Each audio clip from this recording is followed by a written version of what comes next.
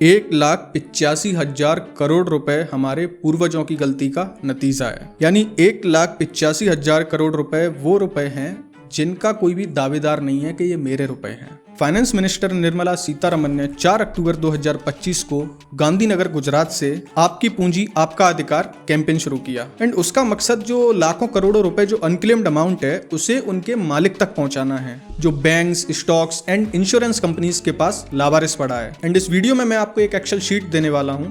And अगर आपने उसे फिल कर लिया तो ये मेरा दावा है कि आपके जाने के बाद आपके पैसे के लिए आपकी फैमिली को दर दर भटकना नहीं पड़ेगा, उन्हें वो पैसा आसानी से मिल जाएगा। एंड अगर आपने वो शीट फिल नहीं की तो आपके जाने के बाद आपका वो पैसा भी गायब हो जाएगा। लेकिन वीडियो में आगे बढ़ने से पहले अगर आप मुझे पहली बार देख रहे हैं तो मेरा नाम है पीयूष एंड इस चैनल के माध्यम से मैं अपनी सारी फाइनेंशियल लर्निंग्स आपके साथ शेयर करता हूँ। तो ये वीडियो मेरी लाइफ के काफ़ी करीब है।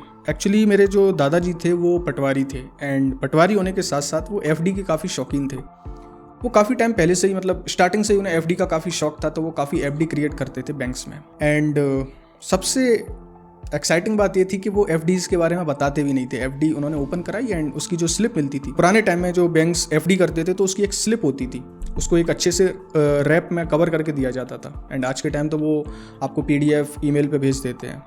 तो उस टाइम पर दादाजी ने एफडी काफ़ी सारी क्रिएट की, लेकिन उसके बाद दादाजी की डेथ हो गई तो किसी को पता ही नहीं था एफडीज़ के बारे में। लेकिन उनकी डेथ के तकरीबन 8-10 साल बाद मैंने जब उनका बक्सा खोला, एंड मैंने बक्सा खोला क्योंकि दादाजी के पास एक कैमरा था। उस कैमरे को देखने के लिए मैं काफ़ी एक्साइटेड था कि पुराने टाइम में जो कैमराज होते हैं वो कैसे होते हैं। तो उसकी वजह से मैंने उनका बक्सा खोला, मैं उसमें कैमरे को देख रहा था, साथ ही साथ उनके कुछ फ़ोटोज़ भी मिले। तो फोटोज़ के साथ कुछ मुझे स्लिप मिले, मतलब जो एफडी का जो स्लिप होता है वो जब मैंने देखा तो मुझे लगा शायद एफडी तो यार दादाजी ने मतलब जितनी भी थी वो हमने ले ली, ये वाली एफडीज़ का तो किसी को पता ही नहीं है। लेकिन फिर भी मैं उनको लेके बैंक गया। बैंक में जब मैंने जाके उन्हें मैनेजर को दिखाया कि ये एफडीज़ मुझे मिली हैं एंड जो दादाजी की डेथ है उनको तकरीबन 8-10 साल हो गए, तो जब उन्होंने एफडीज़ देखी, उनका जो एफडीज़ नंबर था जो देखा, तब मैनेजर ने ये बोला कि ये आपके दादाजी की दूसरी सबसे बड़ी गलती है। मैंने बोला दूसरी गलती क्या? तो उन्होंने बोला पहली गलती तो ये कि आपके दादाजी ने आपको बताया ही नहीं कि उन्होंने एफडी क्रिएट की है, तो बताना चाहिए किसी ना किसी को।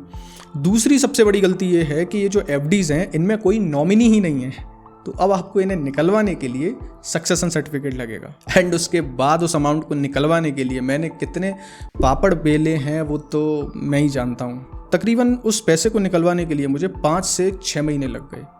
मतलब जो मेरे दादाजी का पैसा है उस पैसे को निकलवाने के लिए मैं जगह जगह जा रहा हूँ, कोर्ट जाना पड़ा, वकील से मिलना पड़ा, सक्सेशन सर्टिफिकेट बनवाया। एंड उसके बावजूद भी उस पैसे को मिलने के लिए इतनी सारी कॉम्प्लिकेटेड चीज़ें थी कि मैं बीच में तो इतना फ्रस्ट्रेटेड हो गया था कि मुझे लगा यार जाने दो यार, ये पैसा मेरे हाथ आएगा नहीं। लेकिन अमाउंट बड़ा था तो बार बार कुछ दिन रुक के मैं फिर से वो प्रोसेस शुरू करता, चलो यार करते हैं। एंड फाइनली 5-6 महीने के बाद मुझे जाके वो पैसा मिल गया। तो इस वीडियो का मोटिव ये नहीं है कि मैं आपको कैसे बताऊं कि आपको नॉमिनी कैसे क्रिएट करना है। इस वीडियो का मकसद ये है कि आपके जाने के बाद आपकी फैमिली को आपके पैसे के लिए कोई भी मुश्किलों का सामना नहीं करना पड़े। तो चलते हैं स्क्रीन पर। तो ये है वो शीट जिसको मैंने नाम ऐसे ही द ब्लूप्रिंट फाइल नाम दे दिया है। तो शीट में जो पहला पेज है ये है पर्सनल इन्फॉर्मेशन। इसमें आप अपनी जितनी भी सारी जो पर्सनल इन्फॉर्मेशन है वो फिल करोगे, जिसमें आपका official name, official date of birth and मतलब 2 डेट ऑफ बर्थ होती हैं, एक तो आपकी जो एक्चुअल होती है एंड काफ़ी सारे लोगों की ऑफिशियल जो डेट ऑफ बर्थ होती है वो डॉक्यूमेंट्स में अलग होती है, वो यहाँ पर फिल करनी है। एंड उसके बाद आपका जो फ़ोन नंबर, जो मोबाइल नंबर आपका जो काफ़ी सारी जगह लिंक है वो आपको यहाँ पर लिखना है। एंड जो आपकी ईमेल आईडी जो फाइनेंशियल चीज़ों में जो लिंक है वो यहाँ पर आपको लिखनी है। एंड उसके बाद आप अपनी पर्सनल ईमेल आईडी भी लिख दोगे। उसके बाद जो नीचे जो पर्सनल आईडी डिटेल्स का जो सेक्शन है उसमें आपको आधार नंबर लिखना है, पैन कार्ड नंबर लिखना है, voter ID number, driving licence and ये आपका क्या हो गया डोमेंशियल सर्टिफिकेट नंबर, यानी कि आपका जहाँ पर आप रहते हो वहाँ का मूल निवासी इसे बोलते हैं एमपी में तो। एंड उसके अलावा आपको समग्र आईडी, मेंबर आईडी और जो होती है एंड समग्र फैमिली आईडी जो होती है। एंड उसके बाद आप अपना ब्लड ग्रुप वगैरह लिख सकते हो। यानी इसमें 3 सेक्शन मैंने बनाए हुए हैं, basic details, personal ID details and उसके बाद हेल्थ रिलेटेड डिटेल्स। इसमें आपको अपना ब्लड ग्रुप वगैरह सारी चीज़ें लिखनी है।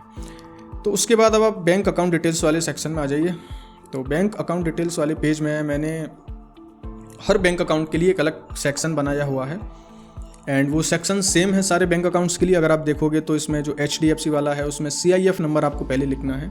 CIF नंबर एक वो होता है, इसके अंदर आपके जितने भी बैंक अकाउंट्स होते हैं तो CIF नंबर एक होता है। एक CIF नंबर के अंदर आपके कितने भी बैंक अकाउंट्स हो सकते हैं। तो आपका CIF नंबर, उसके बाद अकाउंट नंबर, उसके बाद IFSC कोड, उसके बाद स्विफ्ट कोड, उसके बाद MMID कोड, उसके बाद MICR कोड, उसके बाद ब्रांच कोड, ब्रांच कहाँ पर है, उसके बाद अकाउंट आपका सेविंग है या करंट है, उसके बाद joint account status, joint holding status, यानी कि आपका जो अकाउंट है ये किसी के साथ जॉइंट अकाउंट है या आपका सिंगल है। तो अगर इसमें आपका जॉइंट अकाउंट है तो सिर्फ आपको जो इसके आगे लिखना है वो जॉइंट अकाउंट लिखना है। उसके बाद अकाउंट का नेम क्या है एंड उसके बाद नॉमिनी कौन है इस अकाउंट में। इसके बाद अगर आप इसके देखोगे तो नीचे उसका डेबिट कार्ड का डिटेल्स वाला सेक्शन है। तो इसमें आपको डेबिट कार्ड का नेम, कौन सा डेबिट कार्ड है, उसका नंबर क्या है, CVV, एक्सपायरी, की, कैश एंड मतलब कैश लिमिट वगैरह, तो ये सारी डेबिट कार्ड की डिटेल्स आ गई। एंड उसके बाद उसकी चेकबुक है या नहीं है, तो स्टेटस में अगर चेकबुक है तो आप एक्टिव लिख सकते हो या इनएक्टिव लिख सकते हो। अब जो दूसरा इसमें जो लाइन है उसमें है ब्लैंक साइंड चेक। इसका क्या मतलब है, इसमें आपको वो चीज़ लिखनी है कि क्या आपने कोई भी ऐसा ब्लैंक साइन किया हुआ अपना चेक किसी को दिया है सेफ्टी पर्पस के लिए, तो वो यहाँ पर आपको लिखना है, और वो किसको दिया है सामने वो भी आपको लिखना है। उसके बाद उसकी जो इंटरनेट बैंकिंग डिटेल हैं वो आपको लिखनी है। एंड उसके बाद एक्सेस एंड कनेक्टिविटी वाले सेक्शन में आपको वो फ़ोन नंबर यानी वो आपका मोबाइल नंबर और वो ईमेल आईडी लिखनी है जो इस अकाउंट के साथ आपकी लिंक हैं। तो इसमें हमने ऑलमोस्ट सारी डिटेल कवर कर ली जो भी एक बैंक अकाउंट में होती है। आपको CIF नंबर पता है, A to Z आपको नॉमिनी पता है, अकाउंट नंबर, अकाउंट कहाँ पर है, ब्रांच क्या है, प्राइवेट बैंक है, A to Z आपको सारी चीज़ें पता है, डेबिट कार्ड डिटेल्स तक पता है। क्योंकि इन केस अगर आपकी कभी डेथ हुई और फैमिली को सबसे पहले पैसे की ज़रूरत पड़ी तो वो इसका यूज़ करके आपका पैसा भी निकाल सकते हैं ATM कार्ड के थ्रू या जैसे भी वो चाहें। एंड उसके बाद जो एक्सेस यानी कनेक्टिविटी है वो भी हमने लिख दी है। तो सारे जो OTP वगैरह है वो उनको पता लगेगा कि इस वाले फ़ोन पर OTP आएगा या इस वाली ईमेल आईडी पर OTP आएगा। तो ये पूरा है जो है वो आपका बैंकिंग सेक्शन है। इसमें जो भी बैंक डिटेल्स हैं वही आपको लिखनी है। उसके बाद जो सेक्शन है क्रेडिट कार्ड डिटेल्स वाला है, यानी कि जो पेज है क्रेडिट कार्ड वाला है। इसमें आपको अपनी जितनी भी आपके क्रेडिट कार्ड हैं आपको वो डिटेल्स यहाँ पर फिल करनी है। क्रेडिट कार्ड नंबर, उसका CVC, उसका एक्सपायरी, उसका पासवर्ड क्या है यानी कि जो पिन क्या है, उसकी एनुअल फीस कितनी है, उसकी बिलिंग डेट कौन सी है, उसकी ड्यू डेट कौन सी है एंड उसकी क्रेडिट लिमिट कौन सी है। एंड उसके बाद मतलब ये तो स्पेशल फीचर तो मैंने लिख दिया है ऐसे क्योंकि मुझे याद नहीं रहते, इतने सारे क्रेडिट कार्ड होते हैं। तो जितने भी आपके पास क्रेडिट कार्ड है उनका आप सारी चीज़ें यहाँ पर लिख सकते हो। अब कभी कभी ऐसा हो जाता है एक ही बैंक के साथ आपके 2 या 3 क्रेडिट कार्ड हैं, तो मैंने एग्जाम्पल के लिए उसी के नीचे एक और सेक्शन बना दिया है। तो उसका भी आपको लिखना है कि अगर दूसरा क्रेडिट कार्ड है तो उसका आप नाम लिखिए एंड उसके बाद उसकी आप सारी डिटेल्स फिल कर लीजिए। एंड उसके बाद अगेन एक्सेस एंड कनेक्टिविटी, ये भी आपको नीचे उसके फिल करना है जो भी बैंक अकाउंट जो भी क्रेडिट कार्ड का रजिस्टर्ड मोबाइल नंबर है एंड ईमेल आईडी है। उसके बाद डीमेट अकाउंट डिटेल्स वाले पेज पे आ जाते हैं। एंड यहाँ पर आपके जो भी डीमेट अकाउंट हैं उनके मैंने ऐसे नाम लिख दिए, आपका जो भी हो आप लिख सकते हो नाम।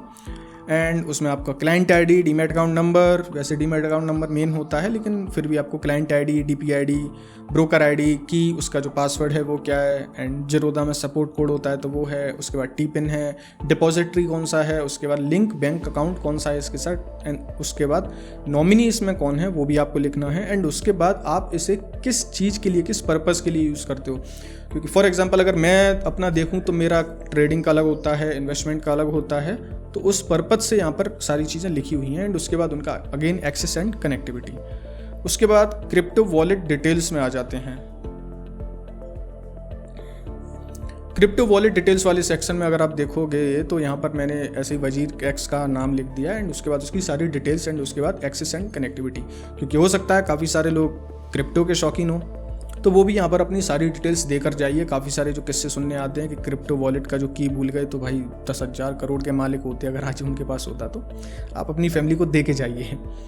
उसके बाद यहाँ पर रियल इस्टेट डिटेल्स वाला पेज है। यहाँ पर मैंने देखो जो भी रियल इस्टेट की प्रॉपर्टी है उनको मैंने सेक्शन वाइज डिवाइड कर दिया है। For example plot number 1, flat number 2 या इंडिपेंडेंट हाउस, एग्रीकल्चर लैंड, मतलब सारी चीज़ें मैंने यहाँ पे सेपरेटली कर दी हैं। एंड उसके बाद आपको उनकी जो भी डिटेल्स हैं वो इसमें फिल कर देनी है। फॉर एग्जांपल प्रॉपर्टी टाइप क्या है, इसका एग्जैक्ट लोकेशन क्या है, एरिया डिटेल्स क्या है, किस एरिया में, एंड उसके बाद उसका रजिस्ट्री नंबर क्या है, रजिस्ट्रेशन डेट क्या है, उसके बाद खसरा या खतौनी नंबर जो भी होते हैं वो क्या है, एंड उसके बाद ऑनरशिप स्टेटस क्या है। एंड उसके बाद उन पेपर्स की लोकेशन क्या है, यानी कि जो आपने प्रॉपर्टी खरीदी है उनकी जो एक्चुअल जो रियल डॉक्यूमेंट है उनकी लोकेशन क्या है वो आपको यहाँ पर फिल करनी है। एंड उसके बाद उसका जो प्रॉपर्टी या टैक्स फिलिंग डेट है वो क्या है, एंड उसके बाद उसका सक्सेशन अगर आपने बनवा लिया है तो वो क्या है उसका, यानी कि उसका बेनिफिशियरी कौन होगा, उसका आधार नंबर, उसका रिलेशनशिप, एंड उसमें जो गवाह हैं उनके भी आपको नाम लिखने हैं। देखो ये जो शीट है ना, ये मैंने काफ़ी डिटेल में बहुत अच्छे से सोच समझ कर बनाई है। इसमें कोई भी मुझे लगता है कोई भी चीज़ मैंने छोड़ी नहीं है। एंड उसके बावजूद भी अगर आपको लगता है तो आप उसे ऐड कर सकते हो। काफ़ी लोगों को ये ज़्यादा हेडेक क्रिएट कर देगा, यार इतनी सारी डिटेल्स कैसे लिखेंगे, बट ट्रस्ट मी, अगर आप एक बार इन सारी डिटेल्स को लिख देते हो आपकी फैमिली हमेशा के लिए सिक्योर हो जाएगी, उन्हें कोई भी प्रॉब्लम नहीं होने वाली। उसके बाद उसका यूटिलिटीज़ का जो कंज्यूमर नंबर है या वाटर कनेक्शन नंबर है वो सारी चीज़ें आप लिख सकते हो। एंड एग्रीकल्चर लैंड है तो उसके अलावा आप वो भी सारी चीज़ें लिख सकते हो। तो यह है रियल एस्टेट वाला सेक्शन। एंड उसके बाद है इंश्योरेंस पॉलिसी डिटेल्स। अब इसमें आपके पास काफ़ी सारे इंश्योरेंस हो सकते हैं। फॉर एग्जांपल आपके पास है व्हीकल इंश्योरेंस है, या आपके पास हेल्थ इंश्योरेंस है, या आपके पास अपना लाइफ इंश्योरेंस है। तो आपके पास जितने भी इंश्योरेंस हैं वो आपको सारी डिटेल्स इसमें फिल करनी है। इंश्योरेंस नेम, इंश्योरेंसर नेम, किस कंपनी से आपने लिया है, policy number, type of insurance, and उसके बाद उसका जो सम एश्योर्ड है वो कितना है, एंड उसके बाद आपका जो पॉलिसी स्टार्ट डेट है, एंड डेट है, ड्यू डेट है, प्रीमियम अमाउंट है, एंड क्लेम वगैरह सारी चीज़ें। मैंने इसमें अगेन काफ़ी ज़्यादा टाइम लेके बनाया है तो सारी चीज़ें। एंड उसके भी आपको यहाँ पे ओरिजिनल पॉलिसी लोकेशन, यानी कि जो ओरिजिनल डॉक्यूमेंट हैं उनकी लोकेशन क्या है, ये तक आपको लिखनी है। क्योंकि देखो इन डॉक्यूमेंट्स की जो लोकेशन आप बार बार नहीं बदलते हो, या तो आप अपने बैंक लॉकर में रखोगे या आप अपने घर में कहीं पर रखोगे, तो वो लोकेशन आपको यहाँ पर फिल कर देनी है, जिससे फैमिली को कोई भी प्रॉब्लम नहीं आएगी। उसके बाद है लॉकर डिटेल्स। जैसा अभी मैंने आपको पहले ही बताया कि लॉकर में आप अपनी जो इंश्योरेंस है वो रख सकते हो, इंश्योरेंस पॉलिसी। तो यहाँ पर आपको लॉकर की भी डिटेल सारी देनी है, यानी कि लॉकर का बैंक किस बैंक में है, branch name, branch code, locker number, की लोकेशन। तो आपको A to Z सारी चीज़ें फिल करनी है। एंड उसके बाद ऑपरेशन डिटेल्स, यानी कि इसमें आपका नॉमिनी कौन है लॉकर में, और इसको आप जॉइंट खोला है आपने या सिंगल में खोला है, तो वो सारी चीज़ें यहाँ पर आपको लिख देनी है। उसका रेंट वगैरह कितना है, उसमें क्या क्या चीज़ें आपने रखी हुई हैं वो तक आपको इसमें फिल करनी है। फॉर एग्जांपल ज्वेलरी है, प्रॉपर्टी पेपर्स है, या कोई अदर चीज़ है, तो वो सारी चीज़ें आपको यहाँ पर लिखनी है। उसके बाद है लोन डिटेल्स, यानी इसमें क्या है, आपके ऊपर कोई भी लोन चल रहा है या आपने किसी से पैसे उधार लिए हैं, वो चीज़ें यहाँ पर आपको फिल करनी है। For example type of date क्या है, यानी डेट का टाइप क्या है, आपने किस चीज़ मतलब कैसा डेट है वो। उसके बाद लेंडर आपने किससे लिया है, किसी इंसान से लिया है तो उसका नाम लिखिए, किसी बैंक से लिया है तो उसका नाम लिखिए। उसके बाद पर्पज़, उसका पर्पज़ क्या था, आपने किस पर्पज़ से वो लोन लिया था। उसके बाद principal amount, interest rate, start date, due date, security, उसके लिए आपने कोई कोलेटरल दिया तो वो भी लिखिए। एंड उसके बाद आपका EMI है, पेमेंट टर्म कैसा क्या है, उसके बाद उसमें गवाह कौन है। एंड यहाँ पर अगर आपने उसे ब्लैंक चेक दिए हैं तो वो भी आपको यहाँ पर फिल करना है कि आपने कितने अमाउंट का या क्या चेक कैसे क्या दिया था, वो सारी चीज़ें यहाँ पर आपको फिल करनी है। उसके बाद फाइनेंशियल रिसीवेबल्स, यानी कि आपने किसी को पैसे अगर उधार दे दिए हैं, आपके पास ज़्यादा पैसे हैं, तो आपको वो सारी चीज़ें भी यहाँ पर लिखनी है। बोरोवर का नाम क्या है, date of loan, total amount, interest rate, purpose, start date, due date, मतलब कोलेटरल अगर उसने आपको कुछ दिया है तो लीगल डॉक्यूमेंट, लोकेशन अगर उसने आपको कुछ ऐसा ब्लैंक चेक वगैरह दिया है तो उनकी लोकेशन कहाँ पर है। उसके बाद विटनेस कौन था उसमें। उसके बाद पेमेंट मोड आपने कैसे किया, अगर UPI वगैरह किया है, ऑनलाइन किया है तो उसकी आपको ट्रांजेक्शन ID लिखनी है। तो यहाँ पर आप जितने भी अगर आपने 4 लोगों को दे दिया तो आप इनकी कॉपी कर सकते हो। उसके बाद है the document and physical assets. तो यहाँ पर आपको वो सारी चीज़ें लिख देनी है जो भी आपके डॉक्यूमेंट हैं फिजिकल एसेट्स के, तो वो सारे डॉक्यूमेंट की लिस्ट और उनकी लोकेशन आपको लिख देनी है। एंड यहाँ पर जो मैंने लिखा हुआ है नोट, इसको भी आप आराम से पढ़ सकते हो। इसमें मैंने लिखा हुआ है, I have created a dedicated digital folder named document copy, the contents PDF scan of all my essential records. This includes property deeds, bank account details, insurance policies, utility bills, received loan agreements for both money borrowed and land, and all other legal contracts in the event that any original physical document is lost or damaged. These digital copy can be used for reference and recovery. इसका मतलब simple सा है कि अगर आपके पास कोई भी ऐसा ओरिजिनल डॉक्यूमेंट था, वो आपसे खो गया है या वो डैमेज हो चुका है, तो ये जो जितने भी डॉक्यूमेंट्स हैं उनका मैंने यहाँ पर एक मतलब जो सॉफ्ट कॉपी है, यानी कि उनका जो डॉक्यूमेंट स्कैन करके जो कॉपी है वो आपको इस फोल्डर में PDF के फॉर्म में मिल जाएगी। तो ये सारी चीज़ें आपको लिखनी है कि कौन सा आइटम कहाँ पर है एंड उसकी लोकेशन क्या है, उसका किस से रिलेटेड है, वो आपको डिस्क्रिप्शन में लिखना है। तो उसके बाद अगर कोई डॉक्यूमेंट मिलता भी नहीं है उन्हें, तो जो फोल्डर है जिसमें जिसमें आपने उनका PDF फॉर्म रखा हुआ है वो उन्हें जरूर मिल जाएगा, तो उनसे उनकी काफ़ी ज़्यादा हेल्प हो जाएगी। उसके बाद है डिजिटल अकाउंट डिटेल्स। इसमें आपको अपना अकाउंट वगैरह, अगर आपको गूगल अकाउंट का पासवर्ड वगैरह रखना है फॉर फैमिली तो आप वो भी रख सकते हो। काफ़ी सारे लोग ऐसे नहीं करेंगे, बट फिर भी अगर आपको रखना है तो उसका रिकवरी मोबाइल क्या है, रिकवरी ईमेल क्या है, एंड ट्रस्टेड रिकवरी कॉन्टैक्ट्स। ये एक गूगल अकाउंट का काफ़ी अच्छा फीचर है। इसमें अगर आप जिसकी भी ईमेल आईडी लिंक कर देते हो तो आप उसमें एक टाइम पीरियड भी डिसाइड करते हो। उतने टाइम तक अगर आपका जो गूगल अकाउंट है वो एक्टिव नहीं हुआ तो वो उस अकाउंट की सारी डिटेल्स, उसकी सारी रिकवरी वगैरह वो इस अकाउंट को दे देगा। यानी जो ट्रस्टेड रिकवरी कॉन्टैक्ट्स में होगा उसके पास ये सारा मैसेज पहुंच जाएगा। एंड आप उसमें एक मैसेज भी लिख सकते हो बाकायदा कि आपको उसको क्या मैसेज देना है अगर इतने टाइम तक। ऑफकोर्स अगर आपका 18 महीने या उसमें जो टाइम होता है 6 महीने, 18 महीने, 1 साल, आप कोई भी चूज़ कर सकते हो। इतने टाइम तक अगर आपका अकाउंट एक्टिवेट नहीं हुआ तो जाहिर सी बात है आप इस दुनिया में या तो हो नहीं, आप कोमा में जा चुके हो, नहीं हो ऐसा, लेकिन रीज़न तो यही है उसका। तो फिर उसके बाद जो भी आप मैसेज उसमें लिखना चाहते हो कि इसको क्या मैसेज देना चाहता हूँ अगर मैं नहीं हूँ इस दुनिया में, तो बाकी सारी चीज़ें, तो वो चीज़ें इसमें आप अपना आराम से मैसेज वगैरह लिख सकते हो, और भी कोई डिटेल देनी है वो लिख सकते हो। एंड उसके बाद ये अकाउंट है वो ये हैंडल कर पाएंगे सारी चीज़ें, उसकी photos, videos, A to Z जितनी भी जो डिटेल है वो आराम से उसका यूज़ कर पाएंगे। एक तरीके से अकाउंट है, उसकी सारी जो इन्फॉर्मेशन है, सारी जो की वगैरह है वो इनके पास होंगी, वो उस अकाउंट को आराम से यूज़ कर पाएंगे। तो ये भी आप कर दीजिए मेरे अकॉर्डिंग। उसके बाद है सोशल मीडिया अकाउंट डिटेल्स। अब इसको तो आपको करना है तो कर लीजिए, वरना अदरवाइज कोई ज़रूरत नहीं, क्योंकि ऐसा भी हो सकता है कि काफ़ी सारे लोग हैं वो काफ़ी ज़्यादा मतलब फेमस हैं या क्या है, तो उनका अकाउंट जो भी है भाई वो कोई यूज़ कर सकता है उसके बाद में अगर आप चाहो तो। इसमें भी आप ट्रस्टेड रिकवरी कॉन्टैक्ट्स वगैरह वो सारी चीज़ें कर सकते हो। नेक्स्ट है डिवाइस इन्फॉर्मेशन। इसमें डिवाइस इन्फॉर्मेशन में आपको जो भी आपका फ़ोन यूज़ करते हो, कितने फ़ोन यूज़ करते हो वो आपके ऊपर है। तो उसमें आपको IMEI नंबर और find my device status on है या नहीं है, पासवर्ड हिंट क्या है, डिवाइस का मॉडल कौन सा है, सेम चीज़ आप लैपटॉप के साथ कर सकते हो। एंड सेम चीज़ आपको अपने कोई भी आपका डेस्कटॉप है, जैसे मैं मैक मिनी यूज़ करता हूँ तो आप उसका भी कर सकते हो। इससे होगा क्या, इसका मेन यूज़ ये है, अगर आपका फ़ोन कहीं खो जाता है तो एक तो आप ही के काम आ जाएगी ये डिटेल्स, लेकिन फॉर एग्जांपल एनी चांस किसी की भी डेथ वगैरह एक्सीडेंट में होती है, कहीं फ़ोन चोरी हो गया या फ़ोन नहीं मिल रहा, तो उनके पास कम से कम उस फ़ोन के IMEI नंबर होंगे जिससे उन्हें वो ट्रैक करा सकते हैं या बंद करा सकते हैं, तो वो सारी चीज़ें यहाँ से ऑपरेट कर पाएंगे। दैट्स वाई आपको फ़ोन का IMEI नंबर भी यहाँ पर लिखना है। अब नेक्स्ट इसमें ट्रस्टेड कॉन्टैक्ट्स, ये लास्ट है। इसमें आपको पहले व्यक्ति का नाम लिखना है, उसके बाद रिलेशन लिखना है, अगर दोस्त है रिलेशनशिप में कैसे क्या है, उसके बाद उसका एरिया ऑफ एक्सपर्टीज़। इसका मतलब ये है कि अगर आपका कोई भी ऐसा काम है प्रॉपर्टी से रिलेटेड है या कोई बैंक से रिलेटेड है, तो वहाँ पर किसी भी इंसान ने अगर आपकी हेल्प की या आपको लगता है कि मेरे जाने के बाद ये इंसान मेरी फैमिली की हेल्प कर पाएगा, तो उसका आपको कॉन्टैक्ट नंबर लिखना है, उसका आपको एड्रेस लिखना है।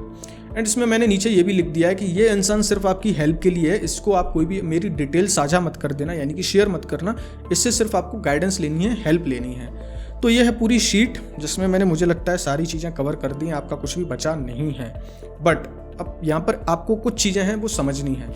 सबसे पहले इस एक्सेल शीट को आपको बार बार मेंटेन करना पड़ेगा, क्योंकि अगर आप कोई पासवर्ड चेंज करते हो, काफ़ी सारी चीज़ें करोगे, तो वहाँ पर वो चीज़ें आपको इसमें भी मेंटेन करनी पड़ेंगी कि पासवर्ड चेंज किया है तो ये है, वो सारी चीज़ें आप करते रहोगे, वो तो ठीक है। उसके बाद इस एक्सेल शीट को आपको सबसे पहले एक पासवर्ड के साथ प्रोटेक्ट करना है, जिससे इस एक्सेल शीट को कोई भी ओपन ना कर पाए। एंड वो पासवर्ड सिर्फ आपकी फैमिली मेम्बर में 2-3 लोगों को, जितने भी लोगों को आप देना चाहो उन लोगों को आप दे सकते हो। एंड इस पूरे जो पूरी शीट है ये उस कंप्यूटर में होनी चाहिए या लैपटॉप में होनी चाहिए, उसका पासवर्ड भी सिर्फ आपके उसी फैमिली मेम्बर को पता हो।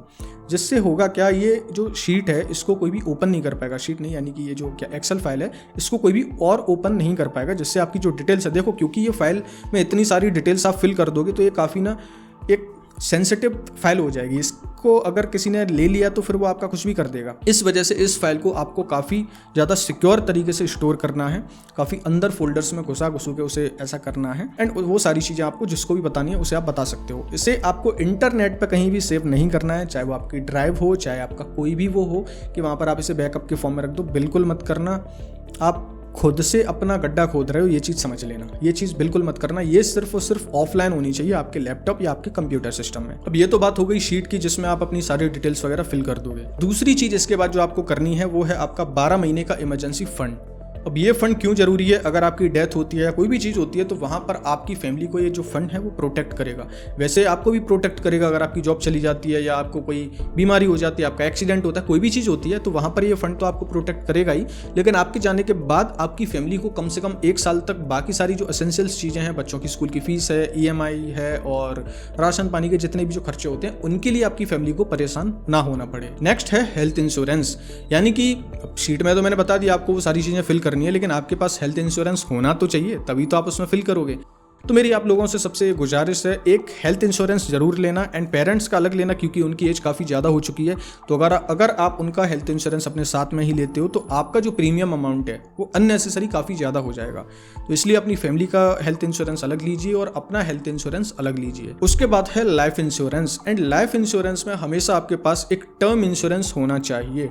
टर्म इंश्योरेंस क्यों होना चाहिए? क्योंकि वही अल्टीमेटली जो आपका जो पर्पज़ है वो क्लियर करता है। आपको कोई भी जो इंडोमेंट होते हैं, जो यूलिप प्लान होते हैं कि भाई आप मर जाओगे तब भी आपका पूरा पैसा मिल जाएगा, नहीं मरोगे तब भी मिल जाएगा, तो वो चीज़ आपको नहीं करनी है। सिंपल सा आप एक टर्म इंश्योरेंस लीजिए जो भी आपकी चीज़ें फुलफिल करता हो, एंड उसमें आपको अपना 20 से 25 गुने तक का कवर लेना है, यानी कि 20 to 25x आपको कवर लेना है। फॉर एग्जाम्पल आपकी जो सालाना सैलरी है वो आती है 5 लाख रुपए, तो अब आपको 5 लाख इंटू 20 या 25 करना है। तो अगर आपकी 5 लाख है तो अगर उसे 20 से गुणा करेंगे तो वो होगा 1 करोड़ रुपए। तो आपको अब 1 करोड़ रुपए तक का कवर लेना है आपके टर्म इंश्योरेंस में, यानी कि जब आपकी डेथ हो जाएगी तो उसके बाद आपकी फैमिली को इतना पैसा मिलेगा कि वो 20 साल तक आराम से सर्वाइव कर पाएगी। और उसका रीज़न ये है कि हम इसमें 20 से 25 साल क्यों चूज़ करते हैं, उसका सबसे बड़ा रीज़न ये है कि अगर आपको अभी कुछ होता है तो 20-25 साल में आपकी फैमिली उस स्टेज पर बिल्कुल आ जाएगी कि वहाँ पर वो फिर अपनी सारी चीज़ें खुद से मैनेज कर सकते हैं। उनको जो फाइनेंशियली जो आपके ऊपर जो डिपेंड थे, तब तक वो अपना खुद का कुछ ना कुछ सहारा ढूंढ लेंगे या कुछ भी कर लेंगे। एंड लास्ट है नॉमिनी। तो जो भी आपके जितने भी सारे जो एसेट्स हैं, बैंक अकाउंट्स हैं, इन्वेस्टमेंट्स हैं, प्लीज़ सब में अभी के अभी नॉमिनी चूज़ करिए, एंड हो सके तो मल्टीपल नॉमिनी चूज़ करिए, क्योंकि उसका फ़ायदा ये होता है कि जब आपके मल्टीपल नॉमिनीज होते हैं तो एनी चांस अगर आपका कोई भी नॉमिनी नहीं है एंड आपके जाने के बाद उसकी भी अगर डेथ हो गई आपके साथ, या आप एक ही गाड़ी में बैठे हुए तो आपकी उसके साथ भी हो सकती है, या आपके जाने के तुरंत बाद हो गई या आपसे पहले ही हो गई, तो कम से कम मल्टीपल नॉमिनीज होंगे तो वहाँ पर ये प्रॉब्लम भी आप सॉर्ट आउट कर चुके होंगे। तो मेरी आपसे गुजारिश है, जितने भी आपके जो अकाउंट्स हैं, सब चीज़ें हैं, उनमें अपना एक नॉमिनी सेट करिए, जितना हो सके उतने नॉमिनी सेट करिए। सो ये था आज का वीडियो। इस वीडियो का मोटिव काफ़ी क्लियर है कि ये वीडियो आपकी हेल्प तो नहीं करने वाला, आपकी फैमिली की हेल्प करने वाला है, यानी कि आपके जाने के बाद आपके पैसे के लिए आपकी फैमिली को परेशान ना होना पड़े। प्लीज़ इस वीडियो को शेयर जरूर करिए, जितना हो सके उतना शेयर करिए, क्योंकि मैं नहीं चाहता कि कोई भी फैमिली अपने किसी फैमिली मेम्बर के जाने के बाद उनके पैसे के लिए काफ़ी ज़्यादा परेशान होती रहे और उनको वो पैसा मिले ही ना। सो प्लीज़ इस वीडियो को शेयर करिए, एंड अगर आपको वीडियो अच्छा लग गया है तो वीडियो को लाइक कर लीजिए, चैनल को सब्सक्राइब कर लीजिए। अब मैं आपसे मुलाकात करूंगा अगली वीडियो में, तब तक के लिए अपना ख्याल रखिए।